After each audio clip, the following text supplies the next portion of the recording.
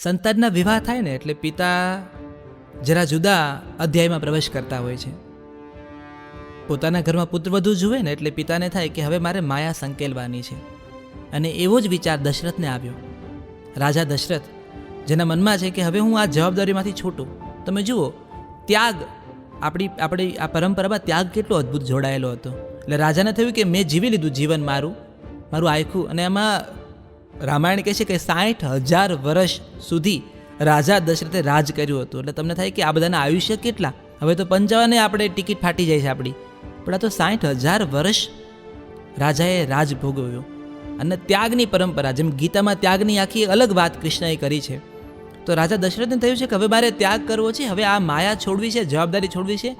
રામના વિવાહ થયા છે. તો જલસો પર હું છું રામ મોરી, અને આપણે સાંભળી રહ્યા છીએ રામાયણ, ભગવાન રામની ગાથા.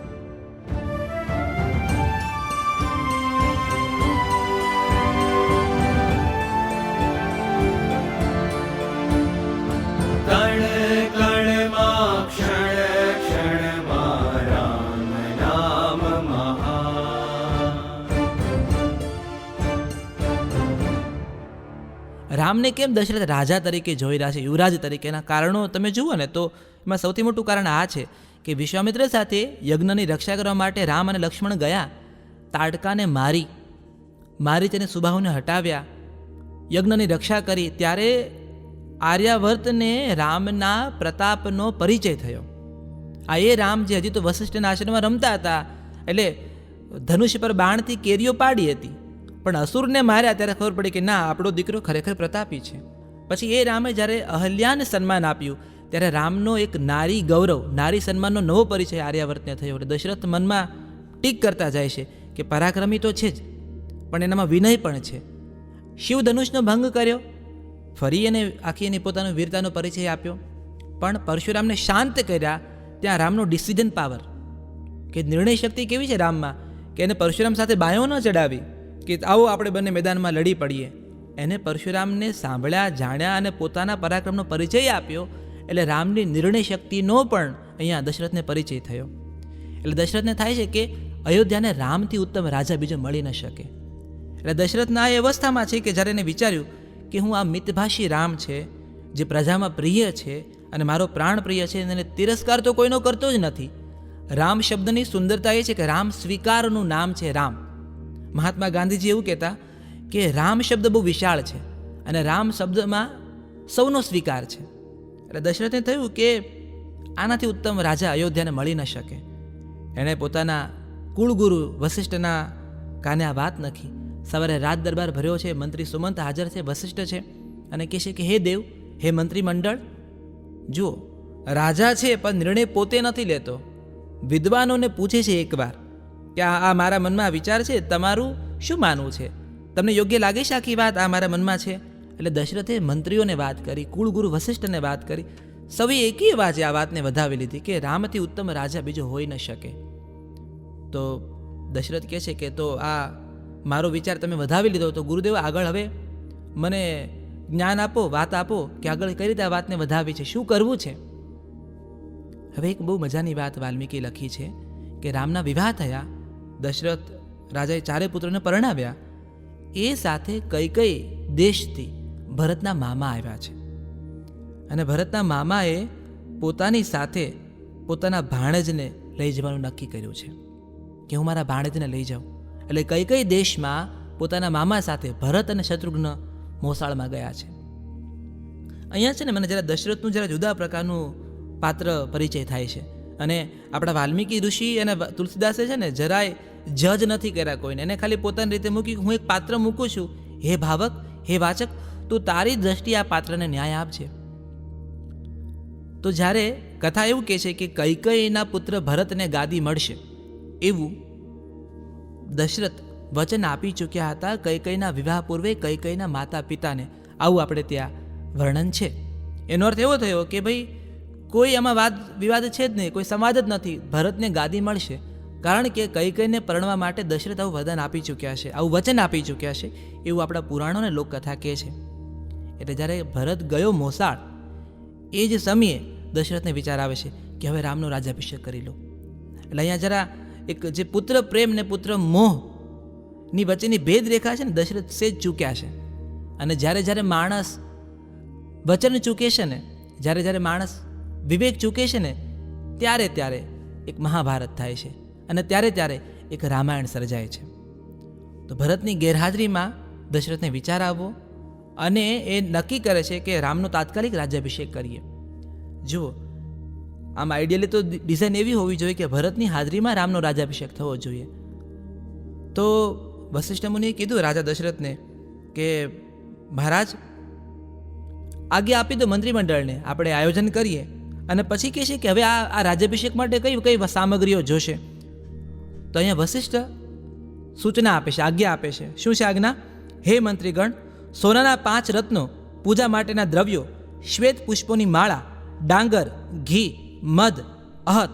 અહત એટલે તરત વણાયેલું વસ્ત્ર, જેમાં વચ્ચે સાંધો ન હોય, પાછું એને અહત કહેવાય. એ અહત વસ્ત્ર, શ્વેત છત્ર, સોનાના 100 કળશ, સોને મઢેલા સિંગડાવાળો વૃષભ એટલે કે બળદ, નખવાળું વ્યાઘ્ર ચર્મ, વાઘનું ચામડું. આ બધું આવતીકાલે સવારે અગ્નિશાળામાં પહોંચતું કરો. આ ગુરુદેવની આજ્ઞા થઈ ગઈ અને ધામધૂમથી રામ રાજ્યાભિષેકની તૈયારી ચાલુ થઈ. આખું નગર આસોપાલવ, પુષ્પ અને ધજાઓથી શણગારવામાં આવ્યું. 1 લાખ બ્રાહ્મણોને જમાડવાની વ્યવસ્થા ઊભી કરાઈ. રાજમાર્ગમાં વૃક્ષોમાં રહેલ દેવતાઓનું પૂજન કરવામાં આવ્યું. જુઓ, વૃક્ષમાં દેવ છે. આપણે ત્યાં સ્વાધ્યાયની એક પરંપરા છે, એમાં પાંડુરંગ શાસ્ત્રી કહેતા કે છોડમાં રણછોડ છે, વૃક્ષમાં વાસુદેવ છે, કુંડામાં શ્રી કૃષ્ણ છે, આવું એ કહેતા. એટલે અયોધ્યાના રાજમાર્ગો પર જે વૃક્ષો છે એ વૃક્ષોમાં દેવતાઓનો વાસ છે એવું માનીને વૃક્ષોની પૂજા કરવામાં આવી. એટલે તમે જો વૃક્ષ પૂજન આપણી કેવડી મોટી પરંપરા હતી, એનો ટેકો વાલ્મીકી રામાયણ આપે છે. અને હવે રાજાએ સુમંતને કીધું કે તમે રામને બોલાવો. રાજાએ રામને બોલાવે, રામને ગળે લગાડ્યા છે અને રામ માટે ખૂબ પ્રેમ છે દશરથનો. અને કીધું કે પુત્ર, તને હું યુવરાજ પદ આપું છું, તારે અયોધ્યાના રાજા બનવાનું છે. અને રામનું વર્ણન કરતી વખતે વાલ્મીકી અને તુલસીદાસે બહુ ધ્યાન રાખ્યું છે કે ક્યાંય રામનો રાજ્ય માટેનો ભાવ કે મને એ મળી રહ્યું છે જેના માટે હું સર્જાયો છું, એવું નથી. કે પિતા, તમારી આ આજ્ઞા છે અને ગુરુદેવે આ આજ્ઞા આપી છે તો હું આજ્ઞાનું પાલન કરીશ. હું રાજ્ય ધર્મ નિભાવીશ, આવું રામનું વાક્ય છે. હું રાજ્ય ધર્મ ભોગવીશ નહીં. જુઓ, ભોગવવાની વાત આવે ને ત્યાં મહાભારત થાય અને ધર્મ નિભાવવાની વાત આવે ને ત્યાં રામાયણ આવે. આ ફરક છે, ભોગવવું અને નિભાવવું. નિભાવવામાં આખી રામાયણ છે, ભોગવવામાં આખું મહાભારત છે. એટલે રામે પિતાને પ્રણામ કરીને કીધું કે પિતાજી, હું તમારી ઈચ્છાનું સન્માન કરીશ. જુઓ, આ બોલતી વખતે રામને ખબર નથી કે પિતાની એક મોટી ઈચ્છા કહેતા અનિચ્છા, એનું પણ રામે પાલન કરવાનું છે. ધર્મ શબ્દ બહુ રસપ્રદ છે. નરેન્દ્ર કોહલી એવું કહે છે, નવલકથાકાર, કે ધર્મ છે ને એ માટીનો પિંડો છે નદી કાંઠે. એ માટીનો એવો પિંડો છે જેમાંથી તમે ધારોય આકાર આપી શકો. સૌ પોતપોતાની સમજ પ્રમાણે પોતાના ચાકડા ઉપર એ ધર્મનો પિંડો મૂકે છે અને પછી પોતાની ઈચ્છા પ્રમાણે એક વાસણ બનાવે છે અને પછી એ નક્કર જે આકાર આવે છે એને ધર્મનું નામ આપે છે. પણ ધર્મ તો પેલો નદીનો એક કાંપ હતું, તમે બનાવેલું વાસણ નહીં. એટલે ધર્મની વ્યાખ્યા બહુ અઘરી છે એ રીતે. તો અહીંયા રામે કીધું કે હું રાજ્ય ધર્મનું પાલન કરીશ. દશરથ એકદમ પ્રસન્ન છે, કારણ કે હવે રામ રાજા બનવાના છે. રાજા દશરથે રામને કેટલીક સૂચનાઓ બંધાવી છે કે હે પુત્ર, રાજા બને ને તો શું ધ્યાન રાખવાનું છે તારે. જુઓ, પ્રજાનું કલ્યાણ. ભાવનગરના મહારાજા સાહેબ હતા કૃષ્ણકુમારસિંહજી, એનું એક વાક્ય બહુ અદ્ભુત છે, મારી પ્રજાનું કલ્યાણ થજો. તમે જુઓ, આ એક વાક્યમાં રાજાનું આચરણ અને રાજાનું ધર્મ, એનું કર્તવ્ય, એનું દર્શન થાય છે તમને. એટલે પિતા કહે છે કે પ્રજાનું કલ્યાણ કરજે, ઋષિમુનિઓને સન્માન આપજે, સત્કર્મ કરજે અને ન્યાયી રાજ્યની સ્થાપના કરજે. પિતાનું આ એક એક વાક્ય રામ મનમાં ઉતારે છે. મને લાગે છે કે આ બધા ગુણધર્મો ભેગા થાય ને ત્યારે રામ રાજ્યની સ્થાપના થાય. અને દશરથની વાતને રામે પ્રણામ કરી સ્વીકાર્યા છે. અને હવે રાજા છેલ્લું વાક્ય કહેશે કે હે પુત્ર, નિષ્ઠાવાન માણસનું મન પણ નિયતિના બળે ક્યારે બદલાઈ જાય એ કશું કહેવાય નહીં. આ વાક્ય બોલતી વખતે રાજાના મનમાં ક્યાંક ભરત હશે? મને એવો પ્રશ્ન થાય છે કે અત્યારે ભરતની ગેરહાજરીમાં આ બધું દશરથ કરી રહ્યા છે. શું દશરથને એવું બીક હતી કે ભરત હશે? અને ભરત અગર ત્યાં હોત, જો ભરતની હાજરી હોત તો ભરત એવું કહેત કે ગાદી તો મને મળવી જોઈએ. આવું પિતાના મનમાં ક્યાંય હશે? આનો જવાબ વાલ્મીકી નથી આપતા, તુલસીદાસ પણ નથી આપતા, આપણી બુદ્ધિ ઉપર છોડે છે. આપણા પુરાણોની એ પણ સુંદરતા છે કે આપણા વિનમ્રતા અને આપણા વિવેક ઉપર એ છોડી દેશે. અડધું વાક્ય લખી છોડી દેશે. મારા દાદા એવું મને કહેતા કે પુરાણોમાં બે લખાયેલા શબ્દની વચ્ચે એક જગ્યા હોય છે. એ જગ્યા એટલે હોય છે કે વાંચનારે પોતાની વિવેક બુદ્ધિ પ્રમાણે એ જગ્યા ઉકેલવાની છે. તો અહીંયા રામાયણે એવી ખાલી જગ્યાઓ બહુ છોડી છે, અને અહીંયા એ ખાલી જગ્યા વાલ્મીકી ઋષિએ મૂકી દીધી છે કે નિષ્ઠાવાન માણસનું મન પણ ગમે ત્યારે બદલાઈ શકે. રામ આવ્યા છે પોતાના માતા કૌશલ્યા પાસે. કૌશલ્યા યુક્ત ભગવાન વિષ્ણુની એ પૂજા કરી રહ્યા છે, બાજુમાં સીતા બેઠા છે. જુઓ અહીંયા આ એક દ્રશ્યમાં વાલ્મીકી આપણને દ્રશ્ય આપી રહ્યા છે તુલસીદાસ, કે સાસુઓનો સંબંધ કેવો હતો કે બંને સાથે શ્રીહરિ વિષ્ણુની પૂજા કરી રહ્યા છે. અને માતા કહે છે કે મારા રામ સમર્થવાન બને, મારા રામની તમામ ઈચ્છાઓ પૂરી થાય અને મારા રામની સંકલ્પ શક્તિ દ્રઢ થાય. માતાએ આજે માગ્યું ને, મારા રામની સંકલ્પ શક્તિ દ્રઢ થાય, એ માની યાચના રામને કેટલી કામ લાગવાની છે આગળના સમયમાં. અને લક્ષ્મણ આવ્યા છે, સુમિત્રા છે, અને રામ આવીને વાત કરે છે કે પિતાએ આવી એક ઈચ્છા વ્યક્ત કરી છે કે મને યુવરાજ પદ સોંપવાના છે. કૌશલ્યા અતિ પ્રસન્ન છે, રામને ગળે વળગાડીને કહે છે કે મારી તમામ જે આ પૂજા અર્ચના છે એ સાર્થક થઈ. સીતા પ્રસન્ન છે કારણ કે રામ રાજા બનવાના છે. અહીંયા હું સામ્રાજ્ઞી બનવાની છું એનું ગૌરવ નથી, રામ રાજા બનવાના છે એનું ગૌરવ છે.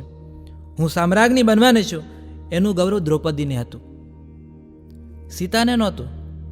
એટલે સીતા પ્રસન્ન છે કે રામ હવે રાજા બનવાના છે. હવે રાજા બનતા પૂર્વેની વિધિ બહુ રસપ્રદ છે. સીતાના રામ બંને કુળગુરુ વશિષ્ઠને મળવા ગયા છે, અને વશિષ્ઠે દીક્ષા આપી છે, એને સૂચના આપી છે કે આજ રાતે તમારે બંનેએ ઉપવાસ કરવાનો છે. હવે અહીંયા બહુ રસપ્રદ શબ્દ છે, આજે તમારે બંને ઉપવાસ કરવાનો છે. તમને ખ્યાલ છે આપણા પુરાણોમાં ઉપવાસને માત્ર શરીર પૂરતો સીમિત નથી રાખ્યો, મન સાથે પણ ઉપવાસને જોડ્યો છે. હું એકાદશીનું વ્રત કરું, પછી 5 કેળા ખાઈ જાઓ, અડધો કિલો સૂકી ભાજી ખાઈ જાઓ. આમ તો દાણા પણ હવે તો સિંગદાણા તો ફરાળમાં આવે જ, તેને હવે તો પીઝા પણ ફરાળી આવ્યા છે પાછા. તો જાતભાતના આપણે રસ્તાઓ શોધી લઈએ છીએ. અહીંયા રામને ને સીતાને ગુરુએ કીધું કે મન કર્મ વચનથી ઉપવાસ કરવાનો છે. એટલે એ સમયે એ લોકો એ રાત્રે બંને દર્ભ પર સૂવાનું છે, અન્ન જળનો ત્યાગ કરવાનો છે, અને પાણી પી એને દીક્ષા આપી કે યજ્ઞશાળામાં, જુઓ યજ્ઞશાળામાં રામ અને સીતા સૂતા. શું કામ? કે મનમાં પણ વિકાર ન આવે. પોતાના છત્ર પલંગ પર તમે સૂતા હશો તો કદાચ તમારું મનમાં વિકાર જાગે, કદાચ તમારા શરીરની ભૂખ ઉઘડે. એટલે ગુરુદેવે કીધું કે આજે તમારે યજ્ઞશાળામાં રાત વિતાવવાની છે.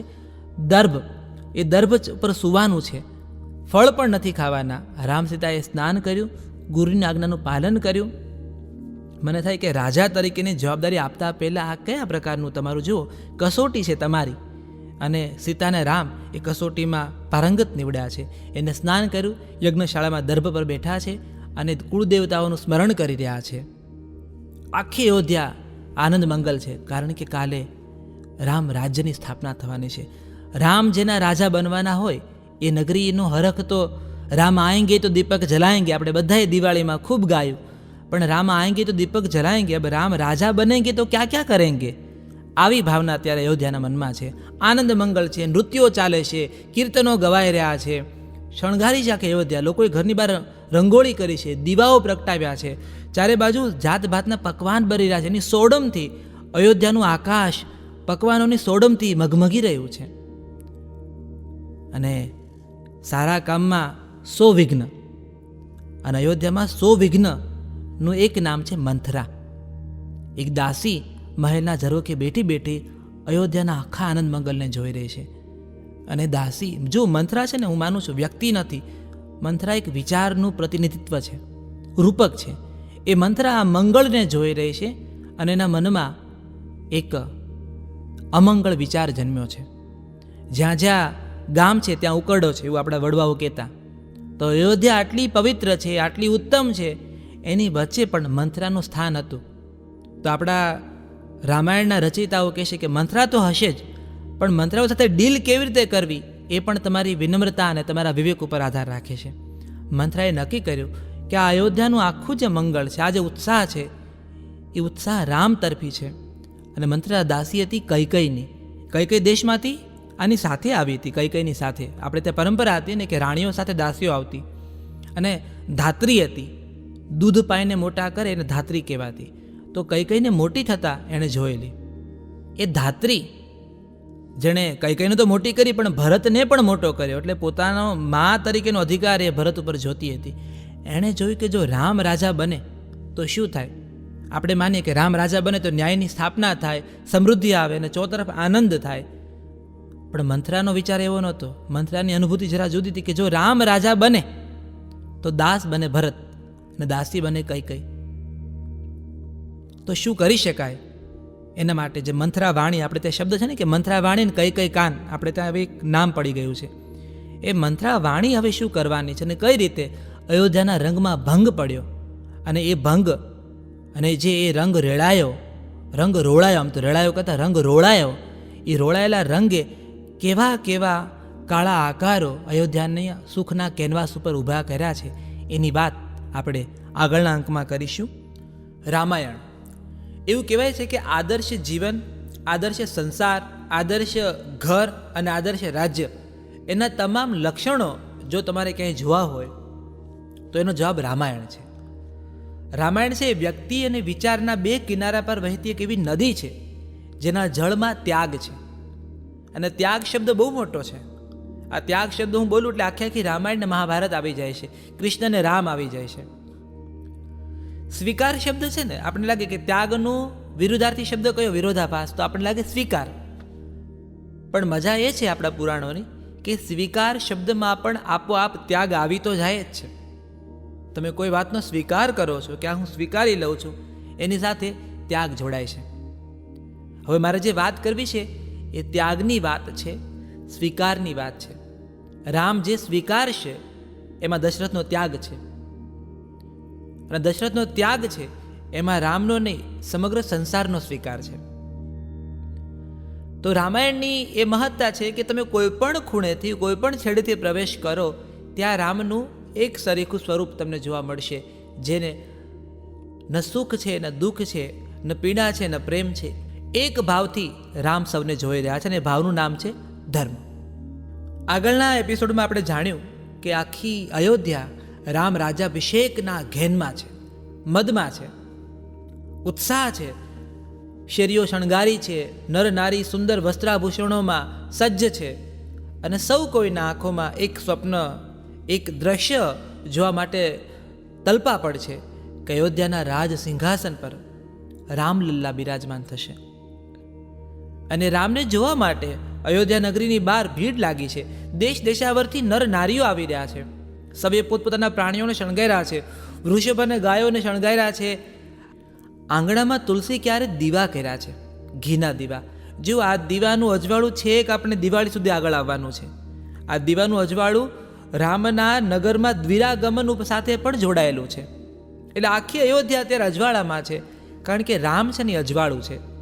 અંધકાર હોય ત્યાં રામ ન હોય, અને જ્યાં જ્યાં અંધકાર હોય ત્યાં રામનું નામ છે એ બહુ મોટો દીવો બને છે. કદાચ એટલા માટે ગાંધીજીની પેલી જે ઘરમાં કાંબાળા બેન હતા રંભા, એણે કહેલું કે મોહન, અંધારાની બીક લાગે છે તો રામ નામ બોલ. અને ગાંધીજીએ વાતને પકડી રાખી. એટલે અંધારું અને રામનો બહુ સંબંધ છે. એટલે કદાચ જ્યારે જ્યારે માણસ લાચાર થાય ને ત્યારે ત્યારે રામને યાદ કરે છે. એટલે નિરાધારનો આધાર છે રામ. એટલે હું માનું છું કે જ્યારે 30 જાન્યુઆરી 1948ના રોજ ગાંધીજીની છાતી ઉપર 2 ગોળીઓ વીંધવામાં આવી ત્યારે આધાર, ગાંધીજીના તમામ આધાર જતા રહ્યા. એ વખતે ધરતી ઉપર જે પડતી વખતે ગાંધીજી બોલ્યા છે હે રામ. એ પણ મને લાગે છે પેલી રંભાનું વેણ હશે કે જ્યાં તને આધાર જોઈએ ને ત્યાં રામને યાદ કરજે. એટલે આખી અયોધ્યા રામ નામનું અજવાળું હથેળીમાં લઈને ચાલી રહ્યું છે, કારણ કે આજે રામ રાજ્યાભિષેકનો દિવસ છે. તો અયોધ્યાની આ સ્થિતિ હોય તો કૌશલ્યા, સુમિત્રા, સીતા, લક્ષ્મણ, બાકીના બધા લોકોની શું સ્થિતિ હોય? રાજા દશરથને લાગે છે કે મારા પિતૃઓનું પુણ્ય છે આજ સાર્થક થયું, આજ મારી તમામ ચિંતાઓ જતી રહી. પણ એ વખતે 16 કળાએ ખીલેલો ચંદ્રમા છે એ ગ્રહણ વગર અધૂરો. ગ્રહણ લાગે તો તમને પૂનમના અજવાળાની પણ મહત્તા સમજાય. એટલે મંથરાનું હોવું પણ બહુ જરૂરી છે જીવનમાં, કારણ કે મંથરા છે તો તમને સંપનું મહત્વ પણ સમજાય. મંથરા છે તો તમને સંકીર્તનનું મહત્વ પણ સમજાય. જો કંસ નથી તો મથુરા નરેશ કૃષ્ણ નથી, અને જરાસંઘ નથી, કાલિયવાહન નથી તો દ્વારિકાધીશ નથી. એટલે આ આ જે દેરાણી ને જેઠાણીની જોડ રે ભવાનીમાં એ બહુ રસપ્રદ છે આપણી કથાઓમાં. એટલે મંથરા જોઈ રહી છે આખું દ્રશ્ય કે આખી અયોધ્યા આનંદ મંગલ કરે છે.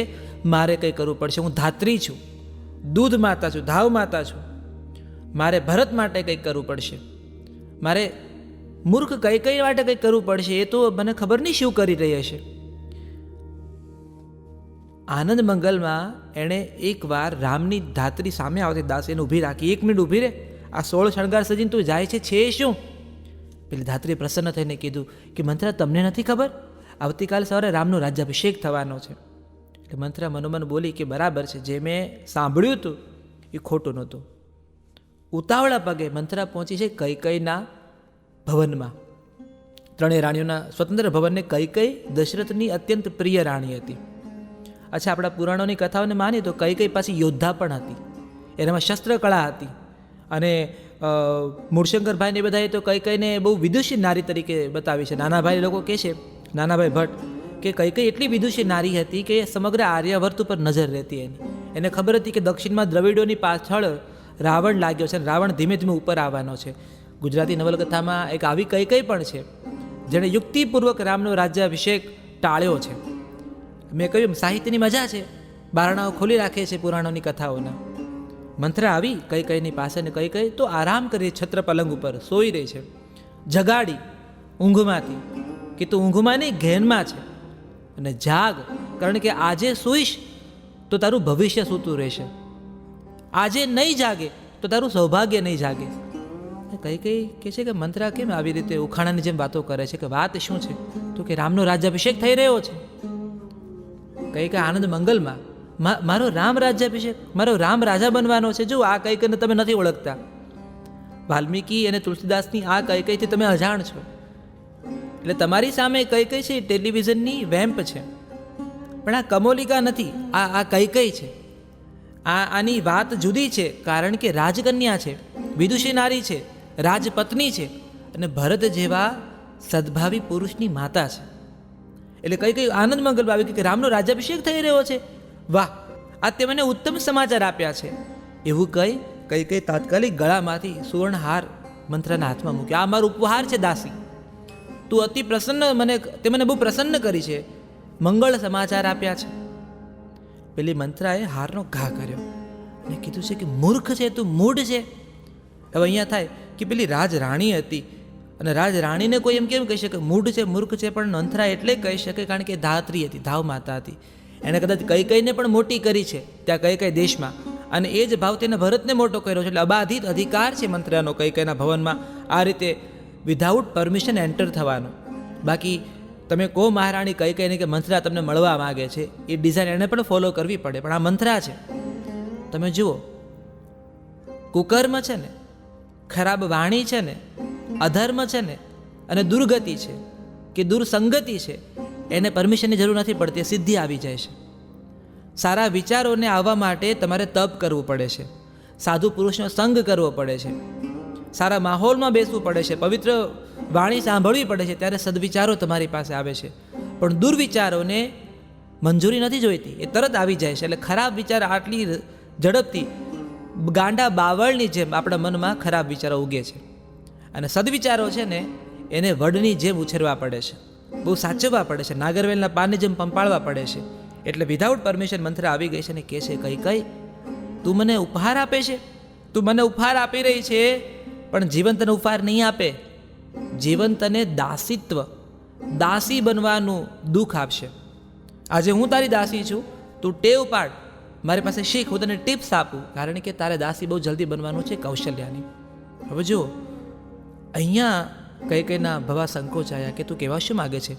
રામ રાજા બનેમાં હું દાસી શું કામ બનું? મંથરા કહે છે એ તો સમજાવું છું. જો રામ રાજા બન્યો તો ભરતને કાંઈ નહીં મળે, અને રામ રાજા બન્યો એટલે કૌશલ્યા રાજમાતા બની, અને રાજાની માતા બની એટલે તું એની દાસી કહેવાય, કારણ કે તું કૌશલ્યાથી નાની છે. હજુ જો કૈકેયીના સત્કર્મ જાગૃત અવસ્થામાં હતા એટલે કૈકેયી કીધું કે ના, એવું ના બની શકે, કારણ કે રામ તો ભરતને, લક્ષ્મણને, શત્રુઘ્નને ત્રણેયને પ્રાણથી પ્રિય છે. આ ભાઈઓ પોતાના ભાઈઓને રામ બહુ પ્રેમ કરે છે, એટલે હું ન માનું કે રામ આવું કશું કરે. અહીંયા મંથરા કહે છે કે રામ આવું નહીં કરે, રાજ સત્તા એની પાસે કરાવશે. સિંહાસનનો મદ અને માથે આવતો મુગટ ભલભલાની બુદ્ધિ ભ્રષ્ટ કરી મૂકે છે. એટલે સુવર્ણ છે, સત્તા છે, એ રામનો અવાજ, રામનો ટોન, રામના આચાર વિચારને બદલી નાખશે. ને એકવાર રાજા રામ બન્યા, ભરતને દેશવટો આપશે. શું ખબર, ભરતને કારાવાસની સજા પણ આપે, શત્રુ ગણીને ભરતને મારી પણ નાખે. તું વિચાર કર, ભરત વગરનું તારું જીવન, અથવા સત્તા વગરના ભરતવાળું તારું જીવન. અને પછી જુઓ, કૈકેયીના મનમાંથી પણ મંત્ર યાદ કરાવે છે. યાદ છે, પૂર્વે એક સમયે તે કૌશલ્યનું અપમાન કર્યું હતું. એ અપમાન યાદ છે. હવે અહીંયા વાલ્મીકી અને તુલસીદાસ દૂર ખસે થોડાક, કે સ્ત્રીઓ સાથે છે, આ રાજભવનની સ્ત્રીઓ સ્વાભાવિક રીતે કાંઈક મીઠી કહેવાય ને, એકદમ અણગમાં આવ્યા હોય, એક નાની મોટી એવી ઘટનાઓ બની હોય કે જ્યાં માન અપમાનની વાત ઉગી હોય. પણ રાણીઓને મન એ માન અપમાન નહોતું, દાસીઓને મન હતું. એટલે દાસીઓએ બાંધી રાખ્યું હતું. એટલે મંથરા રાજી થઈ હતી કે મંથરાએ મનમાં માની લીધું હતું કે કૈકેયીએ કૌશલ્યનું અપમાન કર્યું છે. કદાચ કૌશલ્યના મનમાં પણ નહોતું અને કૈકેયીના મનમાં પણ નહોતું, પણ દાસી ભાવે પકડી રાખ્યું હતું. એટલે યાદ કરાવીને કહેશે કે તે અપમાન કર્યું હતું કૌશલ્યાનું. કૈકેયીને કદાચ એક ક્ષણે અપમાન યાદ નહીં આવ્યું, પણ દાસીએ એવું યાદ રાખ્યું. એનો અર્થ એવો પણ થયો કે કૌશલ્યાની દાસીએ યાદ રાખ્યું હશે. પછી બંને દાસીઓ ભેગી થઈ ત્યારે વાતો કરીએ છીએ કે તારી સ્વામીનીએ તો મારી સ્વામીનું અપમાન કર્યું. અહીંયા બુદ્ધિનું એક ચકડું આખું બદલાય છે. કૈકેયીને થઈ વાતો ગંભીર છે. મંથરા કહી રહી છે કે તું વિચાર, ભરતના હાથમાં સત્તા નથી, તારા હાથમાં સત્તા નથી, રામ રાજા બન્યો એટલે આપણા લોકોને લાગે છે કે સૂર્યોદય છે, પણ આપણા સુખનો સૂર્યાસ્ત છે. ને કૈકેયી કહે છે કે મંથરા તારી વાતો સાચી, પણ હવે મારે કરવું શું? જો મંથરા કેવું યાદ રાખે છે. કૈકેયીનું કિરદાર ઉત્તમ હતું એનું ઉદાહરણ તમને અહીંયા વાલ્મીકી બતાવે છે કે જેમ કૌશલ્યનું અપમાન એણે કર્યું એવું કૈકેયીને ખબર નહોતી, એવું એને મનમાંય નહોતું, પણ મંથરાએ યાદ રાખ્યું હતું. એમ મંથરાએ કૈકેયીના 2 વચન પણ યાદ રાખ્યા હતા. એટલે વાલ્મીકી ઋષિ અને તુલસીદાસ એવું નથી કહેતા કે હા મંથરા બરાબર છે, હવે પેલા 2 વરદાન મેં દશરથ પાસે માગેલા એ અત્યારે માગું. ના, એવું નથી કર્યું. એમણે મંથરાના મોઢે બોલાવડાવ્યું છે. મંથરાએ કીધું કે હે મહારાણી, પૂર્વે મહારાજા દશરથ સાથે તો યુદ્ધ પર ગઈ હતી. હવે જુઓ, એ મેં કહ્યું કે એ કેમ યોદ્ધા છે, તો દશરથ સાથે યુદ્ધ પર ગઈ હતી. અને કહે છે કે દેવોનું દાનવો સામે યુદ્ધ ચાલતું હતું અને દંડકારણ્ય પાસે વજયંત નગરના તિમિધ્વજ નામનો અસુર યુદ્ધે ચડ્યો હતો અને રાજા દશરથ લડતા હતા. અને એ વખતે તું રથ ચલાવતી હતી. રાજા દશરથ ઘવાયા, અને ઘવાયા ત્યારે એ રથની લગામ તે હાથમાં પકડી રાજાના પ્રાણને બચાવવા તું ભાગી. તે રથ હંકાર્યો અને રાજા દશરથના પ્રાણની રક્ષા થઈ. એટલે રાજાએ પ્રસન્ન થઈને તને કીધું કે રાણી કૈકેયી, માગો તમને શું આપું. ને એક ક્ષણે તે કહ્યું કે અત્યારે તો કંઈ માગવું નથી મારે, અત્યારે કોઈ ઈચ્છા નથી મારી. રાજાએ કીધું કોઈ પણ 2 વચન માગી લો. આપણે પહેલાં વાત કહી હતી ને કે અતિ પ્રસન્ન હોય ત્યારે વચન ના આપવા અને દુઃખી હોય ત્યારે પ્રતિજ્ઞા ન કરવી. પણ રાજાએ કીધું કે કોઈ પણ 2 વચન માગો. ને કૈકેયી કહેશે કે જરૂર પડે ત્યારે માગીશ.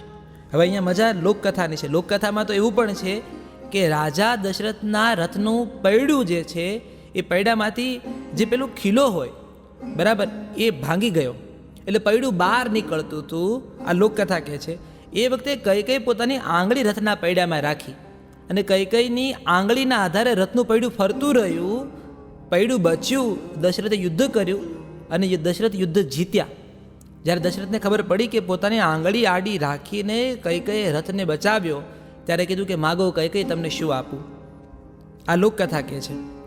પ્રેક્ટિકલી તમે આમ વિચારવા જાઓ કે કેવી રીતે શક્ય થયું છે, રથના પૈડામાં આંગળી આમને તેમને. પણ લોકકથાની મજા એ છે કે લોકકથાને કહે છે કે અમને લોજિક સાથે કોઈ લેવા દેવા નથી, અમને લોક સાથે લેવા દેવા છે, પરંપરા સાથે લેવા દેવા છે. એટલે આ લોક પરંપરાની કથા છે. તો મંત્રએ યાદ કરાવ્યું કે પહેલાં 2 વરદાન તારી પાસે પડ્યા છે પેન્ડિંગમાં, એ વરદાનને યાદ કર અને આ થાપણ રૂપે 2 વરદાન છે એનો ઉપયોગ કર. હજુ પણ જો વાલ્મીકી અને તુલસીદાસની રમત જુઓ, મંથરા જ આઈડિયા આપે છે કે તું એવું કર, રાજાને કે. પહેલું વચન એ છે કે ભરતને રાજગાદી, બીજું વચન રામને 14 વર્ષનો વનવાસ. આટલું કહી મંથરા ચૂપ થઈ જાય છે. એટલે આપણને સમજાય છે, વાલ્મીકી એવું કહે છે કે આ બધો વિચાર કૈકેયીનો નહોતો, આ મંથરાએ આખું પ્રી પ્લાન્ડ બધું સમજાવ્યું અને કૈકેયીના મનમાં વાત ઉતરી. હવે કઈ કહે છે કે બરાબર છે, હું અત્યારે જ જાઉં દશરથ પાસે. મંથરાએ પાછી રોકી, એમ નહીં, આવી રીતે 16 શણગાર સજીને જાય છે, તારી વાત નહીં સાંભળે. તું કોપ ભવનમાં બેસી જા. અને આખી વિધિ મંથરાએ સમજાવી.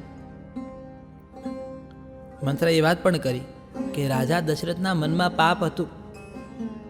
અહીંયા મજા એ છે આપણા પુરાણની કે વાલ્મીકી અને તુલસીદાસે આ મુદ્દા ઉપર મંથરાને ખોટી નથી કીધી. મંથરા કહે છે કે હે કઈ રાજા દશરથે તારા પિતાને વરદાન આપેલું, વચન આપેલું લગ્ન પૂર્વે કે કૈકેયીના કુખે જે સંતાન જન્મે એને હું અયોધ્યાના રાજા બનાવીશ. આ વચન આપેલું હતું. હવે આજે ભરત જ્યારે મોસાળ ગયા છે ત્યારે રાતોરાત એને રામ રાજ્યાભિષેકનો વિચાર આવ્યો.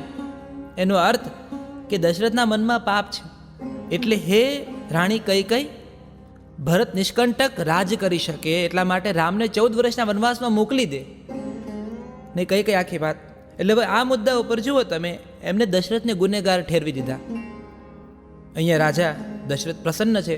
મંત્રી સુમંત્રીને છેલ્લી મંત્રણાઓ કરી લીધી છે કે હવે બધા સુવાનો હવે સુવો બધા ભાઈ, સવારે વહેલા જાગવાનું બ્રહ્મ મુહૂર્ત, સવારે 4 વાગે આપણે રાજ્યાભિષેકની વિધિ શરૂ કરવાની છે, યજ્ઞ કરવાનો છે, પિતૃઓની પૂજા કરવાની છે. રામને 7 સાગરના પાણીથી, 7 સાગરના જળથી સ્નાન કરાવવાનું છે, પંચામૃતથી સ્નાન કરાવવાનું છે. અને પછી રામ નવી યજ્ઞોપવિત ધારણ કરશે અને સિંહાસન પર બેસશે. એટલે આખી વિધિ તૈયાર છે. દશરથ કહે છે કે છેલ્લી વાર બધાને મળી આવ્યા છે પોતાની રાણી કૈકેયીને શોધવા. પ્રિય રાણી છે. દશરથે છે કે આ હું રામ રાજ્યાભિષેકના સમાચાર કૈકેયીને આપું. વાલ્મીકી કહે છે ત્યાં સુધી કૈકેયીને ખબર પડી નહોતી. એટલે જો મંથરા ન આવી હોત તો આવી મધ્યરાત્રિએ છેલ્લા પ્રહરે કૈકેયી સુધી વાત પહોંચવાની હતી કે રાજ્યાભિષેક રામનો થવાનો છે. એટલે રાજા કૈકેયીના ભવન સુધી પહોંચે છે, પ્રતિહારીને મળે છે અને કહે છે કે મહારાણી કૈકેયી ભવનમાં નથી. એને આશ્ચર્ય થયું કે આ જાય ક્યાં. પ્રતિહારી અચકાતા કીધું કે મહારાજ ક્ષમા કરો, પણ મહારાણી કોપ ભવનમાં છે. કોપ ભવન એટલે રિસાઈને જે વ્યક્તિ બેસી જાય. હું માનું છું કે રાજ દરબારમાં કોપ ભવન એવો અલગથી એક વિસ્તાર નહીં હોય કે આ રસોડું, આ ડ્રોઈંગ રૂમ, આ બેડરૂમ, આ ગેલેરી, એમાં કોપ ભવન. કે રાણી કોપ ભવનમાં બેસી ગયા છે, કે એવા ભવનમાં બેસી ગયા છે રિસાઈને, સારા સુંદર વસ્ત્રોનો ત્યાગ કરી કાળા વસ્ત્રોમાં ખુલ્લા વાળ અને એક વેણી રાખી છે માથામાં, અને એ કાળા વસ્ત્રોમાં શણગાર ઉતારીને કોપ ભવનમાં રાણી સૂતા છે. દશરથ જાય છે, રાણીની આ સ્થિતિ જુએ છે. પોતાની પ્રિય રાણીની આટલી દયનીય સ્થિતિ જોઈ એનું કાળજું કંપી જાય છે. કેટલાય અમંગળ વિચારો આવે છે. એ કહે છે તારી તબિયત સારી નથી, શું થયું છે, કોઈ મૂંઝવણ છે તારા મનમાં, કોઈ ભય છે, તું મને વાત કર, પણ મારી સાથે વાત કર અને શણગાર પાછા સ્વીકાર. કારણ કે જ્યારે આખી અયોધ્યાએ શણગાર સજ્યો હોય, સમય પોતે શણગાર કરીને બેઠી હોય, એવા સમયે જો કઈ શણગાર ઉતારે તો એનાથી મોટો અમંગળ કયો. એટલે રાજા દશરથ કહે છે કે રાણી તમે શણગારને પાછા ધારણ કરો અને મને કહો હું તમારા માટે શું કરી શકું. અગેન વાલ્મીકી ઋષિ, તુલસીદાસ, એની સમજ જુઓ. દશરથના મોઢે બોલાવડાવ્યું છે કે મારે રામ અત્યંત પ્રિય છે, એ પછી પ્રિય તું છે. એટલે રામના અહિત સિવાયનું કંઈ પણ માગી લે. રામના અહિત સિવાયનું કંઈ પણ માગ, તું એવું માગ જેમાં રામનું અહિત ના થાય. એનો અર્થ એ થયો કે દશરથ ઊંડેથી ક્યાંક તો જાણતા હતા કે પોતે ગુનેગાર છે કૈકેયીના. આવું દશરથ માનતા હશે. એને એક અંદેશો પણ હશે કે કદાચ કૈકેયી એવું માગે જેમાં રામનું અહિત હોય. નહીં તો વાલ્મીકી ઋષિ એવું કેમ લખાવડાવે, એવું કેમ લખે કે રામના અહિત સિવાયનું કંઈ પણ તું માગી લે. ને કૈકેયી કહે છે કે મહારાજ તમને યાદ છે તમને 2 વચન આપેલા. તો કે હા બિલકુલ, તું જે ઈચ્છે મારે તને આપવાનું છે. તો કે વચન આપો, એ મારા વચનની પૂર્તિ કરશો તમે. અહીંયા પત્ની ઘેલા, સ્ત્રી ઘેલા દશરથ કામવશ પોતાની અત્યંત ગમતી સ્ત્રી સાથે બેઠા છે. ત્રીજું વચન આપી બેઠે છે. હા તને હું વચન આપું છું, તારી જે ઈચ્છા છે એની પૂર્તિ થશે, તું બોલ શું સમસ્યા છે. કૈકેયી રાજાની આંખોમાં જોયું, આત્મવિશ્વાસપૂર્વક, અધિકારપૂર્વક, દ્રઢ મને કહ્યું, મહારાજ 2 વરદાનમાં પહેલું વરદાન માગું છું, મારા ભરતનો રાજ્યાભિષેક થાય. આ જે તૈયારી ચાલી રહી છે, અયોધ્યા આખી શણગારી છે, તમે રાજ્યાભિષેકની સામગ્રીઓ મંગાવી છે, ઋષિઓ યજ્ઞ કરી રહ્યા છે, બધું જ થાય, પણ રાજા રામ નહીં, મારો ભરત હોય. ને બીજું વરદાન, ભરતનો રાજ્યાભિષેક થાય એ પહેલા પ્રાતઃકાળે સૂર્યોદય થાય એ પહેલા રામ વલકલ પહેરી 14 વર્ષ માટે વનવાસ સીધાવે. દંડકારણ્ય વનમાં જઈને રામ વસે. આટલી મારી ઈચ્છા છે, આ મારા 2 વરદાન છે. કૈકેયીની આ વાત સાંભળી તો દશરથના પગ નીચેથી જમીન સરકી ગઈ. પહેલાં તો એને વિશ્વાસ ન આવ્યો ક્ષણ પૂરતો કે કૈકેયી શું બોલ્યા. એને ફરીવાર કૈકેયીની સામે જોયું એટલે કૈકેયીએ કીધું કે હા મહારાજ, મારા 2 વરદાન હું માગી રહી છું, ભરતને રાજગાદી અને રામને વનવાસ.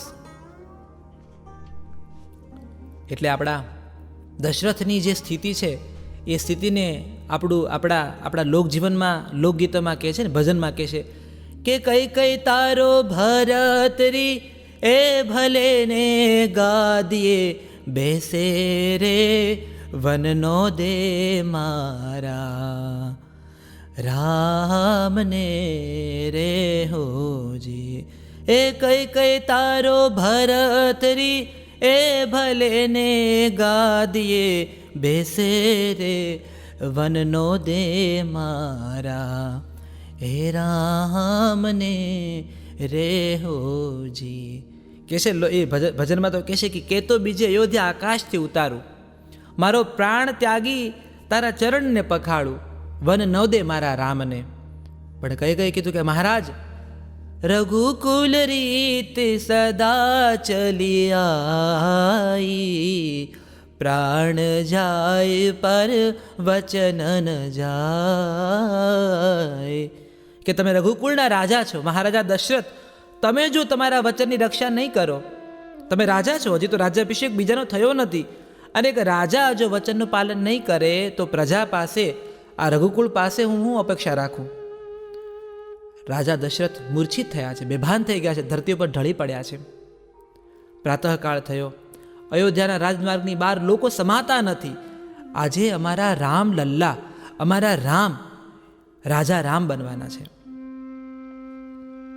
ગુરુ વશિષ્ઠ શિષ્યો સાથે પધાર્યા છે. યજ્ઞ મંડપમાં સામગ્રીઓ આવી ગઈ છે. રાજા દશરથ હજુ સુધી આવ્યા નથી. એટલે ઋષિને ચિંતા થઈ કે બધા આવ્યા ને હજુ રાજા ના આવ્યા. પ્રાતઃકાળનો સમય, બ્રહ્મ મુહૂર્ત તો થઈ ગયું ક્યારનું. એટલે લાંબા ડગલાઓ ભરતા શિષ્યો સાથે વશિષ્ઠ પધાર્યા અને નગરની રાજભવનની બહાર મંત્રી સુમંત ઉભો છે હાથ જોડીને. વશિષ્ઠ કહે છે કે સુમંત, મહારાજા હજી સુધી આવ્યા ને તૈયાર થઈને? બ્રહ્મ મુહૂર્ત થયું છે, રામને રાજ્યાભિષેક કરવાનો છે, આખું નગરજન હાજર છે. સુમંતે પ્રણામ કર્યા અને કીધું કે હું હમણાં મહારાજની આજ્ઞા લઈને આવું.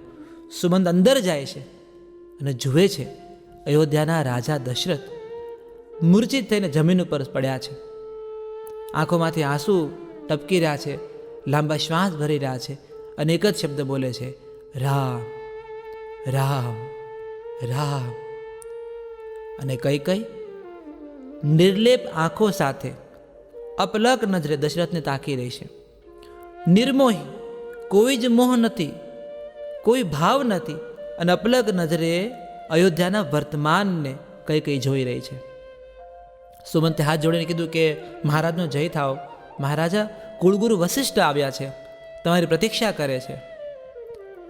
કૈકેયી બોલ્યા, સુમંત, રામને લઈ આવો. રામને કહો કે તમારા પિતા તમારા રાજ્યાભિષેકના હરખમાં રાત્રિભર સૂતા નથી અને એની આંખો એટલે લાલ છે. રડી રડીને આંખો લાલ નથી થઈ, આખી રાત સૂઈ નથી શક્યા. એટલે રામને સિંહાસન પર જોવાનું એની જે ઘેલસા છે એના કારણે રામ રામ બોલી રહ્યા છે. જાઓ, રામને લઈને આવો. સુમંત ગયો, રામને લઈને આવ્યો. રામે પોતાના પિતાની આ સ્થિતિ પહેલી વાર જોઈ. સંતાન તરીકે છે ને, મા બાપની આંખમાં આંસુ જોવાની સૌથી અઘરી સ્થિતિ હોય છે.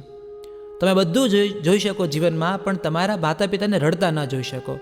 અને રામે પહેલી વાર પોતાના પિતા દશરથને નિસહાય, કોઈ મૃગ પડ્યું છે. રામની આંખમાં નહીં પણ સમયની આંખમાં કદાચ એ શ્રવણ પડ્યો છે.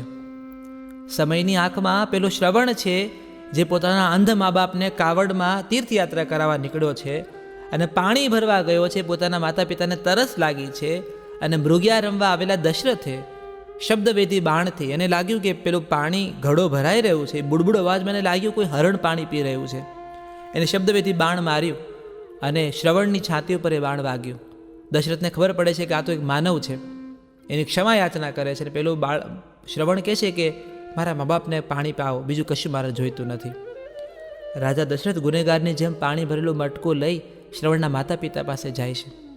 પણ માતા પિતા અંધ મા બાપ ઓળખી જાય છે કે આ ચાલ મારા શ્રવણની નથી, અને આ કાપતા હાથે પાણી પાય છે મારો પુત્ર નથી. આવો હાથ તો એના કાપે જે ગુનેગાર હોય. એટલે મારા ખોબામાં જે પાણી આવે છે ને, કંપતું કંપતું પાણી આવે ખોબામાં, એટલે તું છે કોણ? દશરથ કથા કહે છે કે તમારો દીકરો મારા હાથે આવી રીતે મૃત્યુ પામ્યો છે. અને મા બાપ શ્રાપ આપે છે કે હે મહારાજા દશરથ, આજે અમે પુત્ર વિયોગે તડપી તડપીને મૃત્યુ પામીએ છીએ. દશરથ, અમારો શ્રાપ છે, એક સમય તું પણ પુત્ર વિયોગમાં લાચાર ને નિસહાય હોઈશ ને તારું મૃત્યુ એવી રીતે આવશે. મને લાગે છે કે દશરથ અત્યારે ભોંય પર પડ્યા છે ને, એ નિસહાય અસહાય દશરથ સમયની આંખમાં શ્રવણ હશે. રામે પોતાના પિતાની સ્થિતિ જોઈ હાથ જોડ્યા અને પૂછ્યું માતાને કે પિતાને શું એનું સ્વાસ્થ્ય તો બરાબર છે ને, પિતાજીને આ શું થયું છે? કઈ કહે છે, રામ, તમારા પિતાએ મને વચન આપ્યું છે, અને વચનમાં બંધાયેલા તમારા પિતાજી લાચાર છે, કારણ કે વચનનું પાલન નથી કરી શકતા. રામે કીધું, બને નહીં માતા, દેવી રઘુકુળની તો પરંપરા છે વચન નિભાવવું. મારા પિતાજી વચન નિભાવવાથી પાછા ન પડે. તો કઈ કહે છે કે તારા પિતા વચન નિભાવશે કે નહીં એનો આધાર પણ તારી ઉપર છે. રામ, તારા હાથમાં છે તારા પિતાએ આપેલા વચનની લાજ રાખવી. રામે હાથ જોડીને કીધું કે મારા પિતાના વચનની લાજ રહેશે, રઘુકુળની મર્યાદાનું લાજ રહેશે. તમે બોલો માતા. ને કઈ કહે છે કે મેં મારી પાસે થાપણ રૂપે તારા પિતાએ આપેલા 2 વચન હતા, એ મેં માગ્યા છે. રાજગાદી મારા ભરતને મળે અને તને મળે 14 વર્ષ વનવાસ, એ પણ સૂર્યોદય પૂર્વે તારે નીકળી જવાનું છે. એક ક્ષણનો વિલંબ કર્યા વગર રામે કહીને હાથ જોડ્યા અને રામ કહે છે, તમારો ઋણી છું માતા, કારણ કે જે સત્તા, જે સિંહાસન અને જે સામ્રાજ્ય જો આવી પીડા આપે ને જે મારા પિતા અત્યારે ભોગવી રહ્યા છે, આ લાચારીના નિસહાયતા અને આ આંસુ આપે, તો આ સત્તા મારો કોઈ કામની નથી. હું તો એવું માન્યો હતો કે સત્તા સંપ છે, પણ માતા તમારી આંખ ખોલી આપી કે સત્તા તો અજંપો છે જે મારા પિતા અનુભવી રહ્યા છે. મારા પિતાના વચનનું પાલન થશે, રઘુકુળની રીત નહીં છૂટે. સૂર્યોદય પૂર્વે હું અયોધ્યાનો ત્યાગ કરીશ, પણ માતા એની પહેલાં તમે ભરતને બોલાવી લો, કારણ કે ભરતને ગાદી આપવાની છે. કઈ કીધું કે તારી વાત સાચી છે રામ. સુમંતને કહે છે કે મંત્રી જાઓ, ભરત અને શત્રુઘ્નને જલ્દી અયોધ્યામાં તેડી લાવો. રામે પિતાને પ્રણામ કર્યા. દશરથ મૂર્છિત છે, અડધા બેભાન છે, અડધા ભાનમાં છે, અને રામ રામ રામ બીજું એના મુખેથી કોઈ શબ્દ નીકળતો નથી. રામે પિતાને પ્રણામ કર્યા, કઈની સામે હાથ જોડ્યા, અને રામ આવ્યા છે પોતાની જનેતા કૌશલ્યા પાસે. કૌશલ્યા તો અત્યારે આનંદ મંગલ ગાઈ રહી છે, કંકુનો સાથીઓ પૂરી રહી છે, કેમ કે આજે એનો રામ રાજા બનવાનો છે. જોયું કે માતાના ભવનમાં ચારે બાજુ તૈયારી, મીઠાઈ મુકાઈ રહી છે, ફૂલો મુકાઈ રહ્યા છે, કિંમતી વસ્ત્રાભૂષણો. માતા હમણાં તો સવારે દાન કરવાની છે, બ્રાહ્મણોને જમાડવાની છે. માતા સામે હાથ જોડી રામ કહે છે કે માતા, મને લાગે છે તમારા સુધી ખબર પહોંચ્યા નથી, મારે વનવાસ જવાનું છે અને રાજગાદી ભરતને મળવાની છે. કૌશલ્યા મૂર્છિત થઈ જાય છે, ખૂબ વિલાપ કરે છે, પોતાના પુત્રને છાતીએ વળગાડી અને રડે છે. માતા કે જેને રામ રાજ્યાભિષેકના સ્વપ્ન જોયા હતા એની સામે આવી સ્થિતિ ઊભી રહેશે. રામ સાંત્વના આપે છે અને કહે છે કે માં, આ કસોટી છે, અને જનતા તરીકે તારે તો તૂટવાનું નથી, કારણ કે તું મારી હિંમત છે. મેં તારું દૂધ પીધું છે, જો તારા દૂધમાં લાચારી હશે માં, તો સંસાર મારા આચારની સામે આંગળી ચીંધશે. એટલે તું મને આજ્ઞા આપ. અને કદાચ નિયતિએ ઉત્તમ આ નિર્ણય લીધો છે. શું ખબર માં, આ 14 વર્ષના વનવાસમાં એક નવું કર્તવ્ય, એક નવી કથા, નવી ગાથા લખાવાની હશે. કૌશલ્યાએ ભીની આંખો લૂછી રામના માથે હાથ મૂક્યો અને કીધું કે પુત્ર, તારા ડગલે ને પગલે યશ અને કીર્તિ તારી સાથ રહો. મેં વિષ્ણુ પૂજા કરીશ આજીવન, મારા શ્રીહરિ તારી રક્ષા કરશે. રામ માતાને પ્રણામ કરે છે અને કૌશલ્યાને કહે છે રામ કે માતા, હવે હું સીતાને સાંત્વના આપી આવું. સીતાને સાંત્વના આપું અને મને ખબર છે કે આ રાજ્યાભિષેકવાળી વાત લક્ષ્મણ સુધી પહોંચશે તો એનાથી સહન નહીં થાય. અને પાછળ લક્ષ્મણ પ્રવેશે છે, કહે છે કે ભાઈ આ શું વાત છે. એના સુધી વાત પહોંચી ગઈ કે આવું ન બને. ભરતને ગાદી કેવી રીતે મળે? તમે જ્યેષ્ઠ છો, મોટા છો, ગાદી તમારી છે. શેષરાગનો અવતાર છે. લક્ષ્મણ ક્રોધ એના સ્વભાવમાં છે, પણ રામ છે, રામ સ્થિર છે. અચ્છા, રામ શબ્દનો અર્થ સ્થિર નથી પાછો. જે સતત રમણ કરે છે, સતત ભ્રમણ કરે છે, રમયતી ઇતિ રામ, જે ખૂબ ભ્રમણ કરે છે, જે અસ્થિર છે એ રામ છે. પણ જો નામ એનું રામ છે, અસ્થિર એનો સ્વભાવ નથી. અસ્થિર તો કૃષ્ણ છે, પણ રામ સ્વભાવ સ્થિરતાવાળો છે. એ લક્ષ્મણને સાંત્વના આપીને કહેશે કે લક્ષ્મણ, પિતાના વચનનું મૂલ્ય આપણે ચૂકવવાનું છે. અને આપણી પરંપરામાં છે ને, સંતાનોના ખભા ઉપર મા બાપના અધૂરા સપનાનો ભાર હોય છે, આપણા બધાના ખભા ઉપર. આપણે બધા આપણા માતા પિતાની એક ઈચ્છાને, એક સપનાને આપણે જીવતા હોઈએ છીએ. અને કે લક્ષ્મણ, આ પુત્ર ધર્મનું પાલન કરવાનો સમય છે. લક્ષ્મણ કહે છે કે ભાઈ, હજી કોઈને ખબર નથી પડી, તમારો રાજ્યાભિષેક કરી દે. આ જો લક્ષ્મણનો ઉતાવળીયો જે સ્વભાવ છે ને, એનું વાલ્મીકી દર્શન કરાવે છે કે કોઈને ખબર નથી પડી હજી વાત કે કઈ કઈ માતા એવું વરદાન માગ્યું છે, આવું વચન માગ્યું છે. રાજ્યાભિષેક તમારો કરી દઈએ, અને જે કોઈ આવશે આડો તમારા રાજ્યાભિષેકનો, એનો વધ કરીશ. રામ પ્રેમથી લક્ષ્મણની સામે જોઈ રહ્યા છે. લક્ષ્મણના ગાલે હાથ મૂકીને કહે છે, કોઈ બીજા જુએ ન જુએ, સમય બધું જુએ છે લક્ષ્મણ. એટલે પિતાના વચનનું મૂલ્ય આપણે સાચવવાનું છે ને, રઘુકુળની રીતિ પૂજવાની છે. હવે રામ જવાના છે સીતા પાસે, પણ લક્ષ્મણ કહે છે કે ભાઈ, હું તમારી સાથે આવીશ. રામ કહે છે કે તારી ઉપર અધિકાર, પહેલો અધિકાર માતા સુમિત્રાનો છે, અને બીજો અધિકાર ઉર્મિલાનો છે. તમે જુઓ, આ કયો સમય, આ કેવા સંબંધો. તારા ઉપર તારી માતા ને પત્નીનો સમાન અધિકાર છે. એટલે તું એની સાથે વાત કર, હું સીતાને મળીને આવું. કૌશલ્યાને ચિંતા છે કે સીતા આ વાત ઉપર શું પ્રતિક્રિયા આપશે, કારણ કે હજી તો વિવાહ થયા છે, વિવાહના સુખ હજી ભોગવી રહી છે કન્યા, હાથોની મહેંદી હજી નથી સુકાણી. અને એવા નવવધુ સીતાને આ કયો દિવસ જોવાનો આવ્યો. કૌશલ્યા ભીની આંખે સૂરજ ઉગવાનો છે દિશામાં જોઈ રહ્યા છે, અને સમયને કહી રહ્યા છે કે હે સમય, આ તારી કેવી અકળ લીલા છે. અને રામે મક્કમ ડગલા સીતાના ભવન તરફ આગળ વધાર્યા છે. હવેની જે કથા છે ને, એ આદર્શ દંપતીનું જોડેલું આદર્શ કેમ છે, કેમ સીતા રામ છે, રામની પૂર્વે સીતા કેમ છે, એના જવાબવાળી છે. હવેની કથા રામ લક્ષ્મણ બે બાંધવ રેરા મૈયા રામ, કેમ એ બાંધવનું આટલું મહત્વ છે, એની કથા છે. આપણે નાનપણથી એક પદ સાંભળતા આવ્યા છીએ, કાચી રે માટીનું કોડિયું આકાયા, ઝબકી ઝબકીને બુઝાવાનું રે, જાનકીનો નાથ પણ જાણી શક્યો નહીં, કાલે સવારે શું થવાનું. ન જાણ્યું જાનકી નાથે કે કાલે સવારે શું થવાનું. રામના મનમાં, રામના ચિત્તમાં આ વનવાસની વાત તો દૂર દૂર સુધી નહીં હોય. આખી અયોધ્યા આનંદ મંગલમાં હતી, કારણ કે આજનો સૂર્યોદય એના માટે સહસ્ત્ર સૂર્યનું તેજ લઈને આવવાનો હતો. પણ એમને પણ નહોતી ખબર કે નિયતિએ આ સૂર્યોદયમાં સૂર્યગ્રહણ લગાડ્યું છે. નિયતિ જે પણ નિર્ણય લે છે એમાં કાળના પડઘા હોય છે, ને આ પડઘામાં તો શ્રી રામ છે. અયોધ્યામાં આજનો સૂર્યોદય કાળો અંધકાર લઈને આવ્યો છે. મહારાજા દશરથ અને કૌશલ્યા, એની પીડાનો કોઈ પાર નથી. જે રામ એના મસ્તક પર અયોધ્યાના રાજ મુગટ શોભવાના હતા, એ રામના મસ્તક પર આજે વનવાસનું તિલક થવાનું હતું. જે રામના હાથમાં સુવર્ણના વસ્ત્રો, સુવર્ણ અલંકારો આપવાના હતા, એ રામના હાથમાં હવે વનવાસના કંદમૂળ આવવાના હતા. રાજા દશરથની પીડાનો કોઈ પાર નથી. રાણી કઈ કઈ બે વરદાન માગી લીધા છે, રામને વનવાસ અને ભરતને રાજગાદી. પોતાની માતા કૌશલ્યાની વિદાય લઈ, અનુમતિ લઈ, રામ હવે સીતાના ભવન તરફ પગપાળા ચાલી નીકળ્યા છે. દાસીઓએ સીતાને કીધું છે કે સીતાજી, રામ પધાર્યા છે. સીતાજી એ વખતે એકદમ રાજ્યાભિષેકની તૈયારીમાં છે, કારણ કે આજે પોતાનો સ્વામી, પોતાના પતિ રાજા બનવાના છે. એને દાસીઓને કીધી છે કે આ સુવર્ણ વસ્ત્રોનું દાન મારે કરવાનું છે, ગાયોનું દાન મારે કરવાનું છે, આ અલંકારોનું દાન મારે કરવાનું છે. મારા માટે મોંઘામાં મોંઘા રેશમી વસ્ત્રો કાઢી રાખો, મારા કેશ કલાપને યોગ્ય રીતે સજ્જા કરો. આજે એક રાજરાણી સીતા ભવનમાં પ્રવેશ કરવાની છે. હરખ ગયેલા છે સીતા, ખૂબ હર્ષિત છે, કારણ કે પોતાના પતિનું દાયિત્વ વધવાનું છે.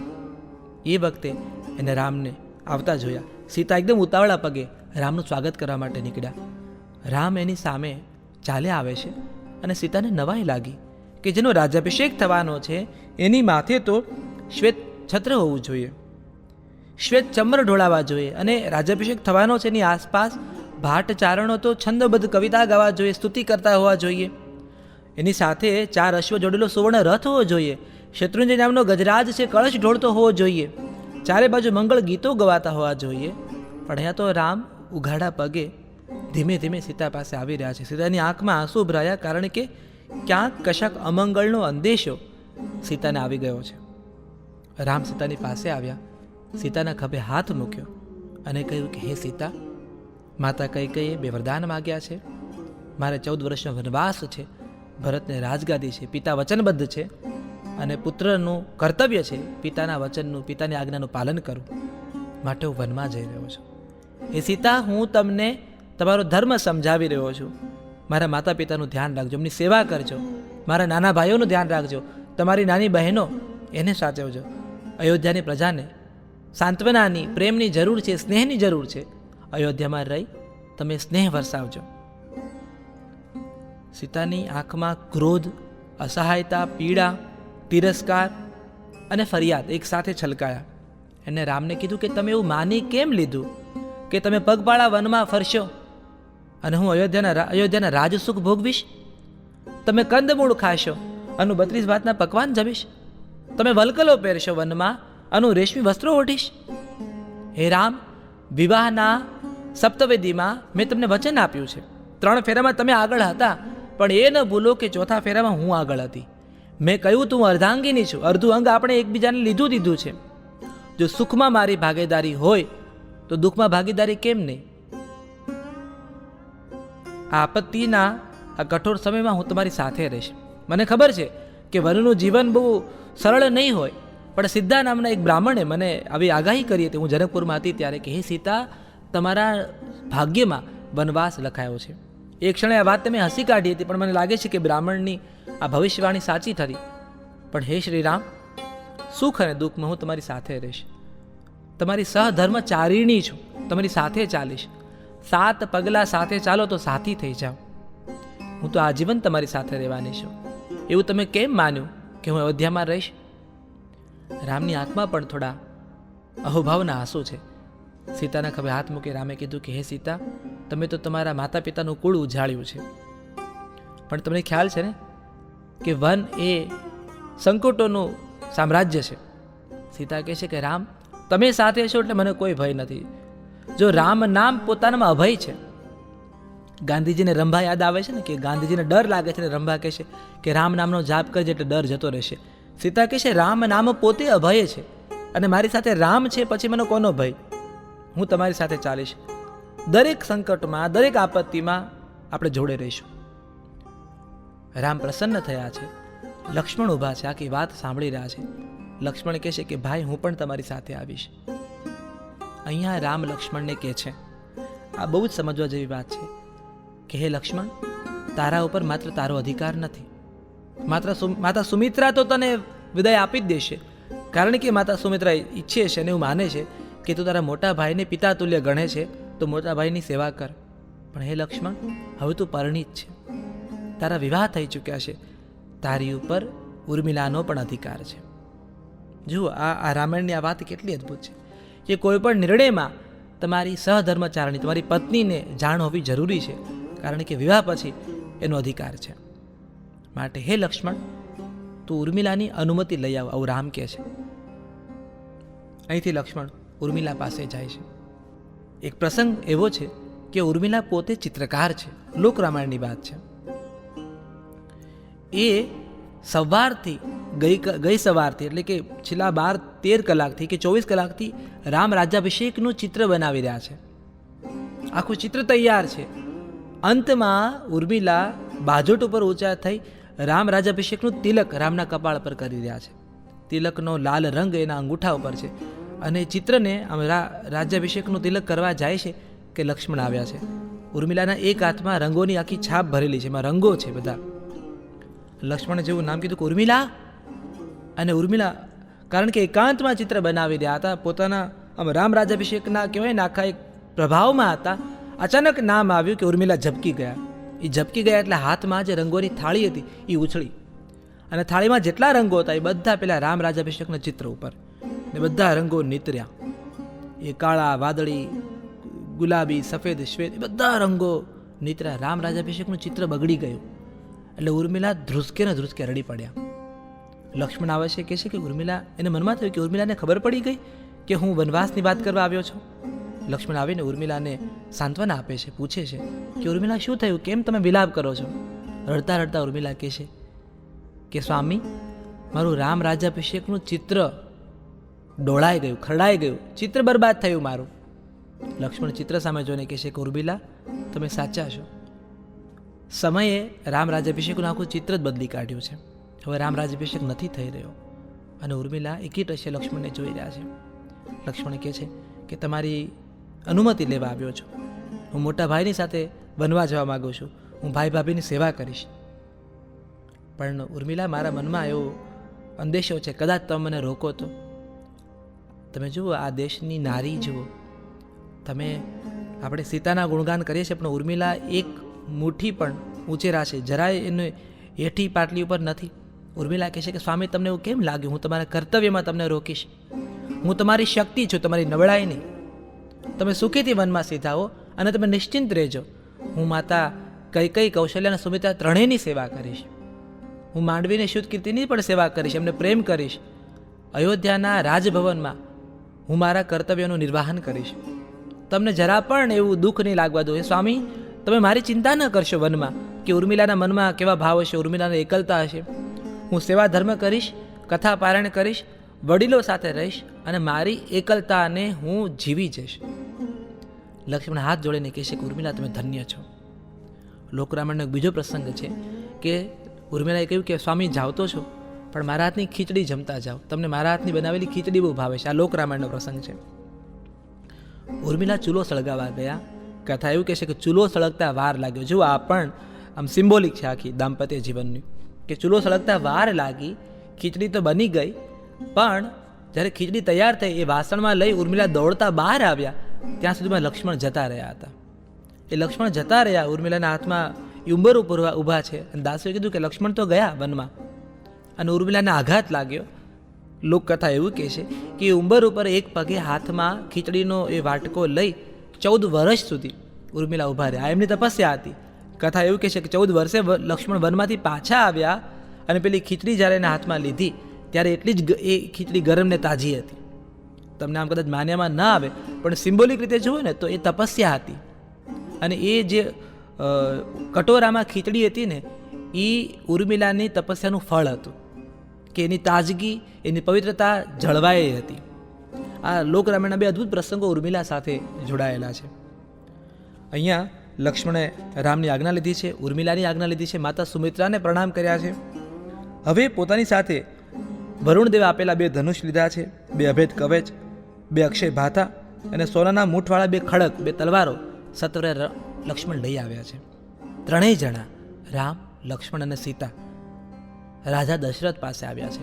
દશરથ મૂર્છિત છે, પાછા ભાનમાં આવે છે, વિલાપ કરે છે, મારા રામને વનમાં ન મોકલો. રડતા રડતા પાછા મૂર્છિત થઈ જાય છે. રામ, લક્ષ્મણ અને જાનકી ત્રણેય આવ્યા છે.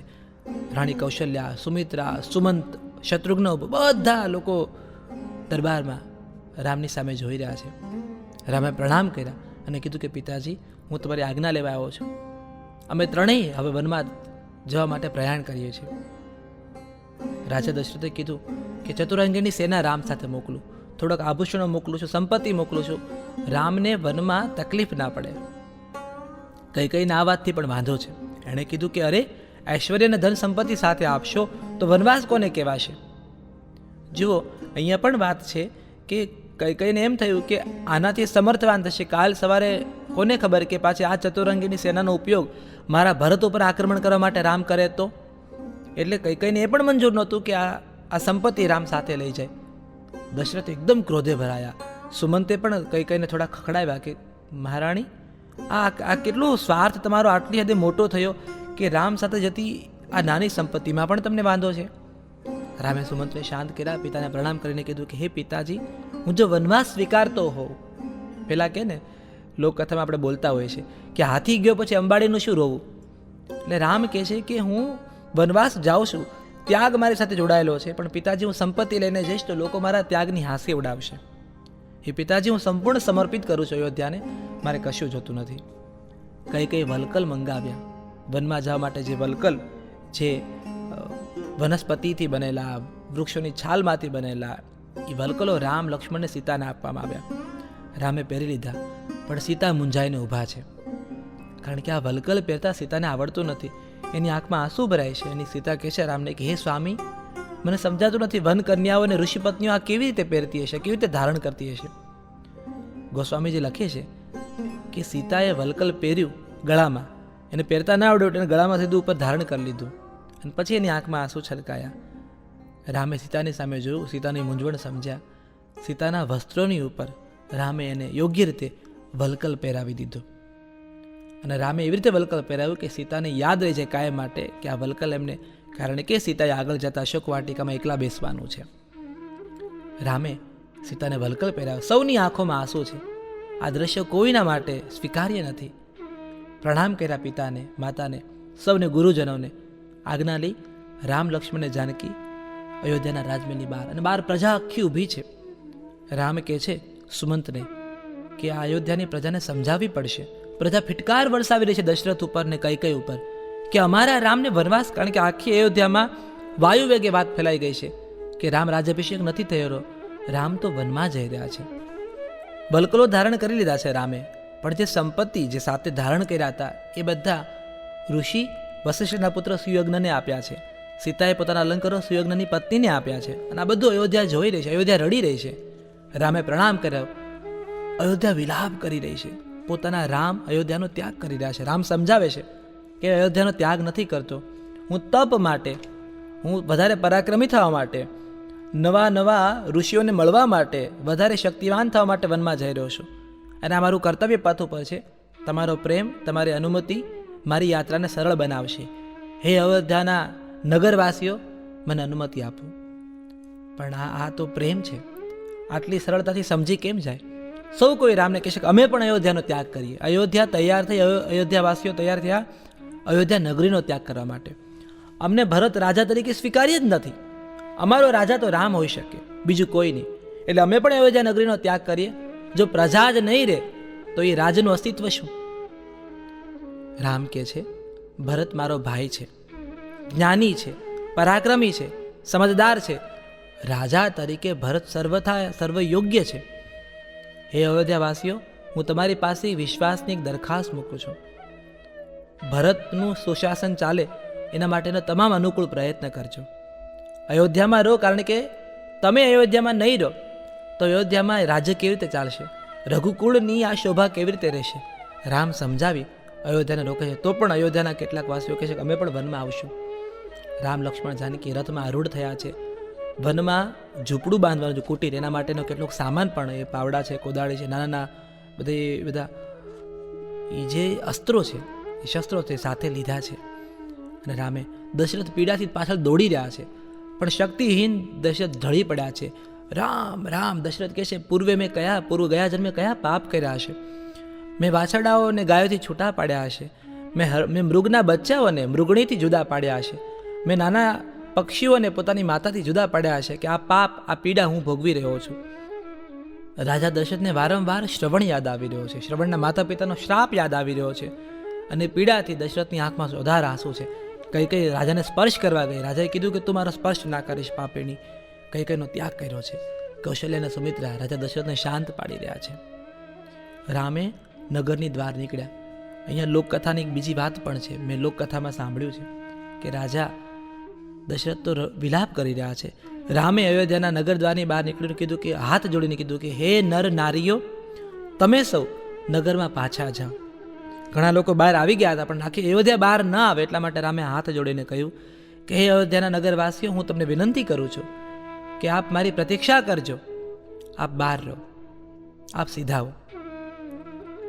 લોકકથા એવું કહે છે કે નર નારીઓ બહાર ગયા પણ કિન્નરો ઊભા રહ્યા, કારણ કે એ કિન્નરોને એમ થયું કે અમે તો ન નર છીએ ન નારી છીએ, તો અમને રામે નગરની બહાર રહેવાનું કહ્યું છે. આ લોકકથા છે અને કહે છે કે 14 વર્ષ પછી રામ જ્યારે પાછા આવે છે ત્યારે કિન્નરો અયોધ્યાના નગરની બહાર છે. રામ કહે છે કે તમે બહાર કેમ છો? ત્યારે કિન્નરો રામને કહે છે કે આપે નર અને નારીને નગરમાં પાછા જવાની વાત કરી હતી, આપે કિન્નરોને થોડું અંદર જવાનું કહ્યું હતું. એટલે રામ કહે છે કે 14 વર્ષનો વનવાસ તો તમારો પણ છે, તપસ્યા તમારી પણ છે. હું તમને આશીર્વાદ આપું છું કે તમારા આશીર્વાદ એ દેવોના આશીષ કહેવાશે. આવી પણ એક લોકકથા રામ સાથે અને અયોધ્યાના નગર દ્વાર સાથે જોડાયેલી છે. અયોધ્યાના નગરવાસીઓ સાથે, સુમંત સાથે રામ પહોંચ્યા છે અયોધ્યા નગરીની બહાર. હવે સૌ કોઈ રામની સાથે જવા તૈયાર છે. રથ તમસા નદીના કાંઠે આવીને ઊભો રહ્યો છે. રામે સૌને વિશ્રામ કરવાનું કહ્યું છે. હજારો નર નારીઓ તો પણ આવ્યા છે રામની સાથે. રામ કહે છે કે અહીંયા વિશ્રામ કરીશું. સુમંતને સમજાવ્યો છે કે આપણે અહીંયા આજની રાત્રિ ગાળીએ. કંદમૂળ ફળફૂલ લક્ષ્મણ અને સુમંત લઈ આવ્યા છે. રામ અને સીતાએ થોડા કંદમૂળ ખાધા છે, અલગ અલગ પથારી કરી છે. સૌ કોઈ વિશ્રામ કરી રહ્યા છે. વહેલી સવારે પ્રાગળવાએ જ્યાં લક્ષ્મણ રામ અને સીતાની ચોકી કરતા હતા, એને જોયું કે રામ જાગ્યા અને સીતાને ઉઠાડ્યા, સુમંતને ઉઠાડીને કીધું કે અયોધ્યાના નગરવાસીઓ સૂતા છે, ત્યાં તમને રથ લઈ અમને દૂર મૂકી આવો, કારણ કે જો આ લોકો જાગી જશે તો પાછા અમને જવા નહીં દે. એટલે તમસા નદીના કાંઠે અવધવાસીઓ સૂતા છે, એને સૂતા મૂકીને નીકળી જવાનું રામ, લક્ષ્મણ અને જાનકી નક્કી કરે છે. સુમંત પ્રણામ કરે છે, રથ જોડ્યો છે. રામે કહ્યું હવે અહીંથી પ્રયાણ કરીએ, નહીં તો આ પ્રેમ, અને જુઓ તમે આ પ્રેમ ખેલા માનવીઓને સમજાવવા અશક્ય છે. એ સૌ જીદ પકડી મારી સાથે વનમાં આવશે. અને હું નથી ઈચ્છતો કે એ મારા ભક્તો છે, મારા પ્રત્યે પ્રેમ ભાવ સેવી રહ્યા છે, એટલે એમને કષ્ટ પડે. એટલે ઈશ્વર નથી ઈચ્છતો કે પોતાના ભક્તોને કષ્ટ પડે. સુમંત રામ, લક્ષ્મણ અને જાનકીને રથમાં લઈ દૂર કહેશે કે આ ત્રિપુટીને કૌશલ દેશની બહાર લઈ આવ્યા છે. કૌશલ દેશની બહાર આ ત્રણેય ત્રિપુટીને લઈ આવ્યા છે. રથ ઊભો રાખ્યો એ રમણીય સ્થાન પર. રામ, લક્ષ્મણ, જાનકી ઉતર્યા છે. સુમંત્રે પ્રણામ કર્યા છે અને કીધું કે હવેનો જે માર્ગ છે એ અમે એકલા પસાર કરીશું, અમે એકલા આના પર પ્રયાણ કરીશું. સુમંત, તમારો આભાર માનું છું. મારા પિતાનું ધ્યાન રાખજો. ભરત અને શત્રુઘ્ન હમણાં આવશે જ, એ લોકોને સમજાવજો. તમે ભરતને કહેજો કે અયોધ્યાની રાજગાદી સંભાળી લે. ત્રણેય માતાઓને મારા પ્રણામ કહેજો. અયોધ્યાવાસીઓને કહેજો કે વિલાપ ન કરે, રાજા ભરતને યોગ્ય વર્તન કરે. અને અયોધ્યાને કહેજો બહુ જલ્દી તમારા રામ પાછા આવશે. સુમંતની આંખમાં આંસુ છે. રામ, લક્ષ્મણ, જાનકીએ વિદાય લીધી છે. એ પથ ઉપર ત્રણેય આગળ વધ્યા છે. સુમંત હાથ જોડી રામને જોઈ રહ્યા છે, લક્ષ્મણને જોઈ રહ્યા છે, જાનકીને જોઈ રહ્યા છે. આ ત્રિપુટીને પ્રણામ કરે છે. સુમંત મનોમન પ્રાર્થના કરે છે અને કહે છે કે હે દેવ, હે કાળ દેવ, આ ત્રણેયના માર્ગને સુયોગ્ય બનાવજો, આ ત્રણના માર્ગને સરળ બનાવજો. આ યાત્રા હવે બહુ રસપ્રદ છે. આ યાત્રા જેમાં અનેક ભક્તો, અનેક ઋષિમુનિઓ, અનેક તપસ્વીઓ રામની રાહ જોઈ રહ્યા છે. આ યાત્રામાં અનેક અસુરો છે જેનું કલ્યાણ રામે કરવાનું છે, કારણ કે આ રામનો પથ છે. સરળ નથી, પણ આ રામનો પથ છે જેમાં લોક કલ્યાણ જોડાયેલું છે. એ કથાઓ, એ ભક્તોને, એ દિવ્ય તપસ્વીઓને અને એ રાક્ષસોને આપણે મળવાના છે. હું છું Ram Mori. Jalso the first Gujarati music and podcast app પર આપ સાંભળી રહ્યા છો રામાયણ, ભગવાન રામની સંપૂર્ણ ગાથા.